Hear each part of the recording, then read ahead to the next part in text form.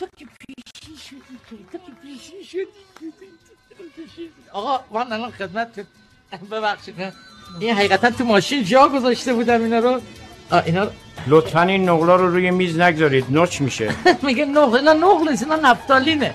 نه اینکه کچلوارم مال اون عروسی اولم بوده، این نفتالینا رو گذاشتم خراب نشه. خدای سخت نگهش داشتم این کچلوار. میگم آقای طلایی شما از اینا داری که میگه از میان این همه خوبان پذیرا میشوی، آیا از اونا داری؟ خیر ما از این عقلا نداریم.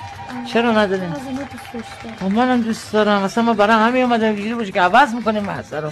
خیلی باحال. اصلا یکی از آرزوهای من این بود که وایسم یه دفعه برگردم رو بهت کنم بگم عزیزم من تو را از بین همه خوبان برگزیدنم.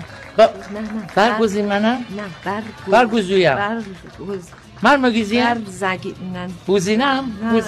برگزینم. آقا زود باشین دیگه، من 2 مجلس دیگه هم باید برم شاهد باشم. چه خبرته؟ استرس بدی به عروست؟ خراب میشه. پوستش خراب بشه پوستتو خراب میکنم. میبینی که ستم کردی مردم نمیتونن ببینن این رابطه عاشقی رو. برای همین گفتم خودم سریع دست به کار شم. تا یه جام قول داده بودم که نامزد کنم 5 دقیقه میبرم و بردم. ببین فقط این قضیه یه راز بین ما دوتا فعلا بمونه. آخ ببین بذار من همین اول کار بهت یه چیزی بگم. 2 چیزو از